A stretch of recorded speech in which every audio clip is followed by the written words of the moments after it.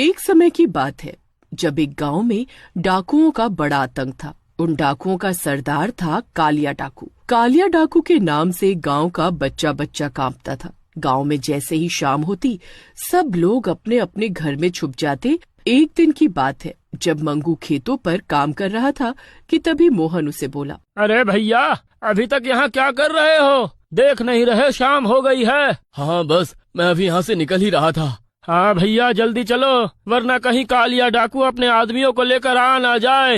है भैया, बस जा ही रहा हूँ। मंगू अपने खेतों का काम निपटा ही रहा होता है कि तभी वहाँ उसे ढूंढते ढूंढते उसकी बेटी लीला आ जाती है। मंगू उसे वहाँ देख बड़ा परेशान हो जाता है। अरे लीला बेटी, तू यहाँ क्या कर रही है? बाबूजी, मैं तो आपको ही ढूंढने आई हूँ। माँ कब से आपकी राह देख रही है और आप घर नहीं आए, इसीलिए उन्होंने मुझे आपको बुलाने भेजा है। ठीक है, चलो जल्दी घर चलते हैं। मंगू और लीला दोनों घर की तरफ आने लगते हैं कि तभी कालिया डाकू की बंदूक की आवाज आती है। क्या बात है, गांव में अभी से इतना सन्नाटा छाया हुआ है। लगता है सब मेरे डर से जल्दी सो गए। कालिया डाकू की आवाज सुनकर मंगू और लीला की हालत खराब हो जाती है। अरे बेटी जल्दी जल्दी चलो, कालिया डाकू ने हमें देख लिया तो जान से मार डालेगा। मंगू इतना बोलता ही है कि तभी पीछे से आवाज आती है। मंगू और लीला पीछे मुड़कर देखते हैं तो पीछे कालिया डाकू होता है और उसके हाथ में लंबी सी बंदूक होती है। कालिया डाकू की नजरों से आज तक कोई बचा है जो तुम बचोगे? सरदार, हमें जाने दो, छोड़ दो हमको। अरे अरे अरे अरे, इतना डर किस बात का है भाई? मैंने अभी कहा तुमको कुछ कहा। कालिया डाकू बात तो मंगू से कर रहा होता है पर उसकी नजर लीला के ऊपर होती है। वो लीला की खूबसूरती सर से पांव तक देख रहा होता है।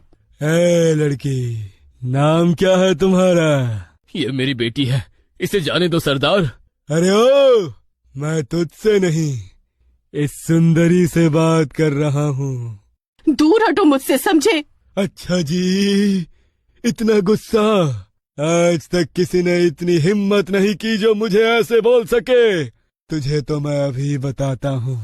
और उसे अपने साथ ले जाने लगता है।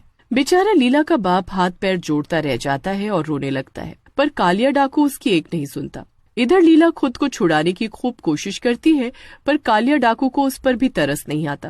मुझे जाने दो, मुझे मेरे बाबूजी के पास जाने दो। मुझसे गलती हो गई, मैं ऐसे नहीं बोलूंगी अब, मुझे माफ कर दो। मुझे तू एक नजर में भाग गई थी और अब मैं तुझसे ब्याह रचाऊंगा। नहीं, कभी नहीं, ऐसा कभी नहीं हो सकता। कालिया डाकू उसे अपने ठिकाने पर ले जाता है और उसे एक कमरे में बंद कर देता है। उसके बाद वो पंडित को बुलाकर उसे जबरदस्ती शादी की तैयारी करता है। लीला को जब कुछ समझ नहीं आ रहा होता तो वो कालिया डाकू की बंदूक उठाती है और उसके सर पर रखकर गोली चला देती है। कालिया डाकू उसी वक्त मर जाता है। आज इससे सबको छुटकारा मिल ही गया, मार डाला मैंने इसे। लीला वहाँ से फटाफट भाग जाती है। लीला जैसे ही अपने घर पहुँचती है तो उसके पिता और उसकी माँ उसे देखकर बड़े खुश होते हैं। मेरी बच्ची, तू आ गई। मुझे यकीन नहीं हो रहा, आखिर तो उस कालिया डाकू के चंगुल से कैसे बचकर भागी? हाँ बेटी, आखिर तू कैसे बचकर आई? मैंने उसी की बंदूक से उसे मार डाला। ये बात सुनकर लीला की माँ और बाबूजी दंग रह जाते हैं, पर वो खुश भी होते हैं कि आखिरकार उनके गांव को कालिया डाकू से छुटकारा मिल गया। वो ये बात किसी को नहीं बताते कि कालिया डाकू को लीला ने मारा है। पर जब गांव वालों को कालिया की लाश मिलती है तो वो खुशी से झूम उठते हैं। उस दिन के बाद सब गांव वाले सुकून की जिंदगी जीने लगते हैं और उनको किसी का डर नहीं रहता। सब बहुत अच्छा चल रहा होता है, पर अचानक एक रात किशन लाल को रात के वक्त घोड़े पर सवार एक भूत दिखता है जिसके हाथ में बंदूक होती है। वो भूत किशन लाल के सामने आकर खड़ा हो जाता है। अब किशन लाल की हालत एकदम खराब हो चुकी होती है। भूत! अरे हमारे गांव में भूत! भागो! अरे मुझे जाने दो, मैंने तुम्हारा क्या बिगाड़ा है? कहाँ है वो लड़की जिसने मुझे मारा है? कहाँ है वो? अरे कौन सी लड़की? किसकी बात कर रहे हो? वही जो बहुत सुंदर है। मुझे वो लड़की चाहिए, वरना मैं सबको मार डालूंगा। अरे पर तुम हो कौन? डाकू, कालिया डाकू हूँ मैं। वापस आ गया हूँ अपनी मौत का बदला और उस लड़की को अपने साथ ले जाने। जाओ जाकर बता दो सब गांव वालों को कि अगर मुझे वो लड़की नहीं मिली तो मैं गांव की सभी लड़कियों को मार डालूंगा। किशनलाल रात के अंधेरे में भागता हुआ गांव वालों को जाकर उठाता है। अरे वो आ गया है, कालिया डाकू आ गया है। ये बात सुनकर सब गांव वाले हैरान रह जाते हैं, क्योंकि कालिया डाकू तो मर चुका होता है। अरे पर वो तो मर चुका है ना। हाँ, वो मर चुका है और अब उसका भूत आया है अपनी मौत का बदला लेने। किशनलाल फिर सारी बात गांव वालों को बताता है। अगले दिन शीला और लीला की माँ कुएं पर पानी भर रहे होते हैं और तभी शीला लीला से बोलती है, तुमको तो पता ही होगा कि आखिर वो कालिया डाकू का भूत गांव में वापस आ गया है। बोल रहा था कि उसे किसी गांव की लड़की ने मारा है और अब उस भूत को उसी लड़की की तलाश है। वो लड़की अगर उसे ना मिली तो वो रोज गांव की एक लड़की को उठाकर ले जाएगा। घर जाकर वो सारी बात लीला और उसके बाबूजी को बताती है। हे भगवान, ये क्या हुआ? अब हम क्या करेंगे? अगर गांव वालों को पता चल गया कि उस कालिया डाकू को मैंने मारा है तो वो मुझे उसके भूत के हवाले कर देंगे। मुझे उसके पास नहीं जाना माँ, मुझे बचा लो। अरे तू चिंता मत कर, तू घर में रहना और बिल्कुल भी बाहर मत निकलना, समझी? उस भूतिया डाकू को कुछ पता नहीं चलेगा। अब लीला घर से निकलना एकदम बंद कर देती है और रात को कालिया डाकू का भूत गांव में रह रही कविता नाम की लड़की को उठा लेता है। अरे बचाओ मुझे, अरे कोई मुझे इस भूत से बचाओ। कोई नहीं बचाएगा तुझे। अगर बचाना है तो उस लड़की को मेरे पास लेकर आना होगा। अब रोज रात को उस डाकू का भूत गांव की एक लड़की को उठाकर ले जाने लगता है। बेचारे माँ बाप अपनी आंखों के सामने अपनी बच्चियों को जाते देख रहे होते हैं, पर कुछ कर नहीं पा रहे होते। अरे आखिर है कौन वो लड़की जो हमारी गांव में रहती है और उसने उस डाकू को मारा? अगर वो लड़की उस भूत को नहीं मिली तो वो तो गांव की सभी लड़कियों को ले जाएगा। हमें जल्दी उस लड़की को ढूंढना होगा। एक काम करते हैं, हम गांव की सभी लड़कियों को आज रात इसी पेड़ के पास आने को बोलते हैं। जब आज रात को डाकू का भूत आएगा तो खुद पहचान लेगा। ये सब बात वहीं खड़ी लीला की माँ सुन रही होती है और वो जल्दी से घर जाकर ये बात लीला और उसके बाबूजी को बताती है। लीला ये सुनकर घबरा जाती है। अब रात हो जाती है और सभी लड़कियां पेड़ के पास आकर खड़ी हो जाती हैं, पर लीला वहां नहीं आती। वो घर पर ही छुपी हुई होती है।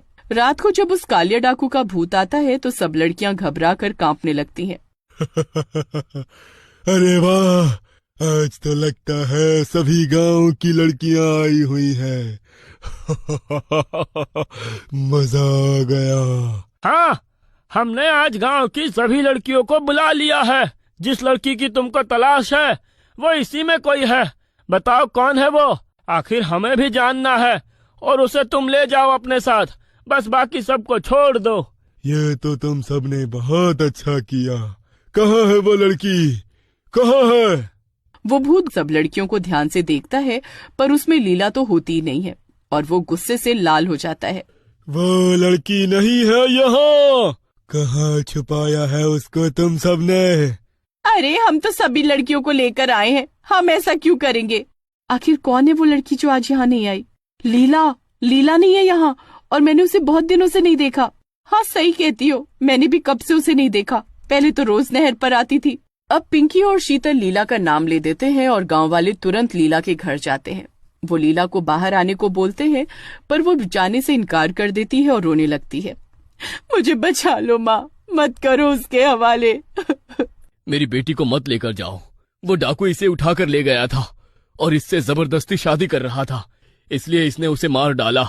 इस लड़की ने खुद को बचाने के लिए उसे मारा, पर अगर हमने इसे उस भूत के हवाले नहीं किया तो वो गांव की सभी लड़कियों को अपने साथ ले जाएगा। ये सुनकर लीला को बाकी लड़कियों के लिए बहुत बुरा लगता है और वो खुद ही उस भूत के पास चल देती है। उसके माँ बाप उसे बहुत रोकते हैं, पर वो किसी की नहीं सुनती। जब वो उस भूतिया डाकू के सामने पहुंचती है तो उसकी खुशी का ठिकाना नहीं होता। मिल गई। आखिरकार मुझे ये मिल ही गई। अब मैं इससे शादी करूंगा।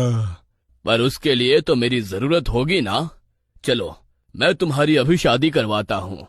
भूतिया डाकू इस बात पर राजी हो जाता है, पर पंडित सब गांव वालों के सामने लीला की शादी उस भूत से करवाने लगता है। भूत बड़ा ही खुश होता है, पर उसे इस बात का जरा भी अंदाजा नहीं होता कि उसके साथ क्या होने वाला है। जैसे ही वो भूत अपने हाथ से पंडित की दी हुई सामग्री अग्नि में डालता है, वो उसी में भस्म हो जाता है। मिल गई इसे मुक्ति और हम सबको भी। गांव वाले खुशी से झूम उठते हैं। लीला और उसके माँ बाप भी खुशी से रोने लगते हैं। सभी लड़कियां वापस आ जाती हैं और पूरा गांव खुशहाली की जिंदगी जीने लगता है।